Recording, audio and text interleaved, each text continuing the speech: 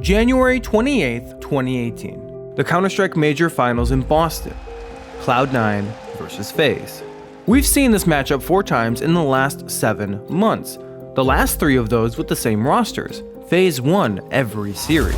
There it is, and Ray just slides around the corner and ends it. But this time in Boston was going to be different. With $500,000 on the line, in front of a home crowd of 7,000 screaming fans and 1.3 million people watching on Twitch, Cloud9 was going to defy the odds. It's history unlike what we've seen before, so it ranks pretty damn highly for the first North American Major 1 in Global Offensive, 1 on home turf, at E-League of all places. And when people think of the Boston Major, the play that comes to mind is Stewie 2K's 1v3 clutch to bring the match to overtime. And the fact that Stewie 2K pulls it off as well, like he was like America's kind of wonder child. As soon as he hits that shot and the bomb's loose, it's like he's done it. It's over. We're going to OT. It's just hype as hell, and I love the fact you get the home crowd going absolutely wild. This right here, this is a classic underdog story. The home team protecting their turf, earning the respect of the world, as Cloud9 sets the push up, and making all of North America proud. Major champions!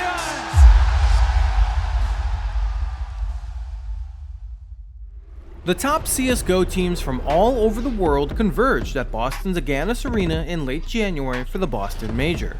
Among them was Cloud9, an established esports organization with a talented CSGO roster. In the first half of 2017 though, they were hit or miss and took a loss against FaZe. They've done it, they're going to win this series out 2-0. In August, Shroud left to stream full time and nothing was benched, so Cloud9 brought in Rush and Tarek to round out Stewie, Skadoodle, and Automatic. Going into the Boston Major, I think Cloud9 were an underdog. There were eyes on a lot of teams, and I think people were maybe looking at this roster as like a last run. You know, significant changes are needed if they want to compete with people like FaZe Clan, who have bigger names and bigger firepower across the board. So I think people expected them to get like, you know, a potentially deep run, but I don't think anybody would have expected them to even make a final. And the power of FaZe was no joke. Not only were they performing better than Cloud9 in the first half of 2017, but they also made roster moves in August, building upon the strength of Nico, Rain, and Kerrigan with Guardian and Olafmeister. This was now considered a super team that beat up Cloud9 from September through December on 3 different occasions. It happened at ESL 1 New York, 3-0. All the kills coming in so quickly. And then at IEM Oakland, 2-0. Low Rain and FaZe, they've done it, they're going to win this series out. And lastly, the ECS Season 4 Finals, where FaZe blocked Cloud9 from even getting out of groups. He's given his position. Oh wait, what is that? What a way to close it from Nico. Based on that trend, the general threat of FaZe, and how Cloud9 started the Boston Major, you wouldn't be faulted for writing off C9. First, they started 0-3 in the qualifiers, but managed to recover to get to the group stage. Then, an 0-2 start in the group stage had many worries. Yeah, going 0-2 in the group stage, Cloud9, it was pretty worrying. And at that point, I don't think I think you're expecting them to like maybe win a match or 2, but they're probably going to be eliminated by a stronger team, one of the heavier favorites at that point. So once they go 0-2, I think people are disappointed, of course, because it's an NA team in NA. Somehow, Cloud9 recovered again to punch a ticket to the bracket stage. And at that point, it's definitely one match at a time, but I don't think anybody's looking towards them making a final. It's just like, let's see how deep they can go and what we could take away from that moving into like Counter-Strike going forward. I don't think anybody was really considering a potential final too much. And again, subverting all expectations, Cloud9 sat across from FaZe at the finals of the Boston Major. For FaZe, getting this win meant more than just a crisp $500,000. I mean, this was supposed to be it for Nico. This was supposed to be it for Olafmeister doing it again. You know, like showing that he can still lift major trophies. Kerrigan as an in-game leader, like looking for a feather in his cap. Guardian, like, you know, a long storied career, but no major trophy. This was supposed to be his. Rain as well, like a long-time player, no major in the trophies in the cabinet. So the teams met and they traded blows in a best of 3. In Counter-Strike, you need 16 rounds to win the map. And after 2 maps, the score was tied 1-1. And the crowd was alive. Ah, man, the crowd is such an unquantifiable conundrum. You know, I see it discussed a lot on Reddit. Like, is it a real LAN without the crowd? And everyone understands to some capacity that the crowd is an additional element. The players talk about it all the time. The atmosphere on finals day was absolutely insane. People were completely ecstatic and just fueled by adrenaline as far as Cloud9 were concerned. You know, if FaZe achieves anything, the crowd was basically dead. And if Cloud9 achieves anything, then the crowd was absolutely insane. So you kind of had to lean towards Cloud9 somewhat just to kind of egg on the crowd to make as much noise as possible. So the finals went to a Game 3, and the first half was fairly even. FaZe, though, pulled away to a 15-11 scoreline in the second half. They cannot win this. They've got to run away. They have to run away. They've got all the kills, but they won't win the round. It's match point FaZe. One round was all they needed to silence 7,000 people. But the boys in blue never said die. Cloud9 picked up 3 rounds in a row, and now it was 15-14. And this is the moment Stewie 2K stood alone against 3 members of FaZe with time running out to keep the match going.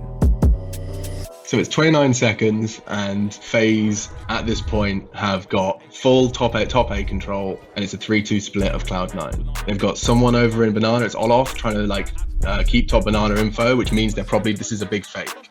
So because Olaf knows that the CTs don't know how many people are in that top Banana area, these boys are about to barrage loads of nades towards A, which will keep all 3 of those bums in their seats on A.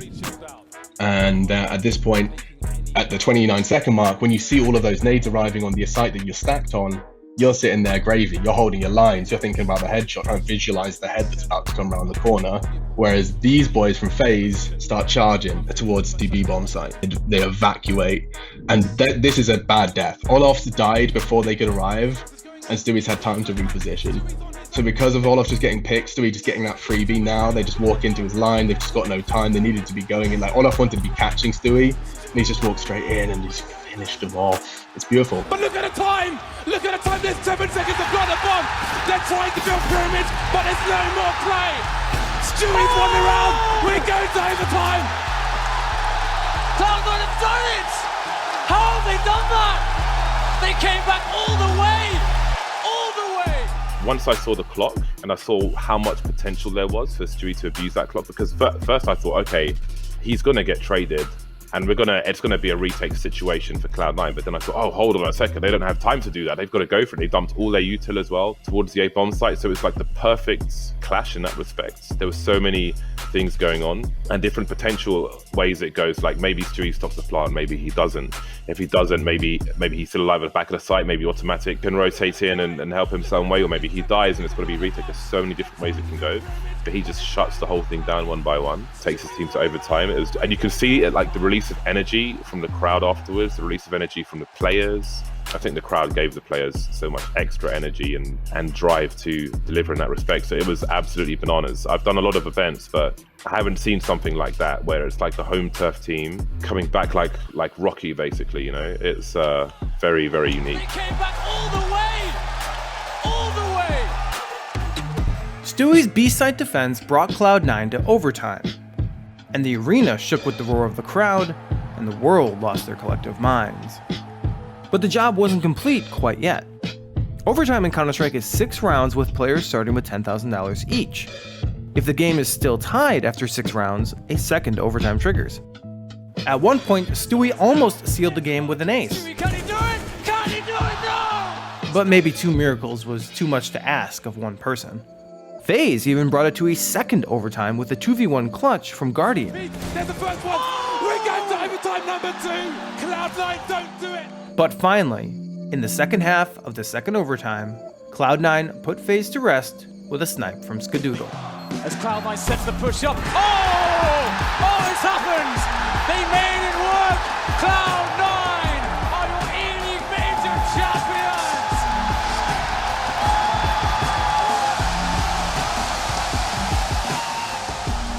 Oh, it's the de facto stamp of approval of like America has been through Counter-Strike. Like, these are the names that actually, you know, lifted the flag. I think a lot of them needed that. I think a lot of North American Counter-Strike fans needed that, like this beautiful Cinderella story, and seeing evidence NACS is not just some sort of kind of side story.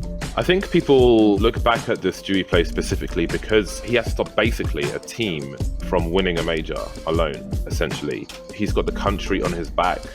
Practically everybody who's in the venue is rooting for Cloud9 there. They want to see history made, essentially, whether you're from North America or not, whether you live here or not, something that we've never seen before in Counter-Strike Global Offensive. He was fighting for a cultural moment, and the crowd were there to witness it. And that's, I think, what made that moment so special. It's said that winning comes down to getting up off the ground just one more time than your opponent.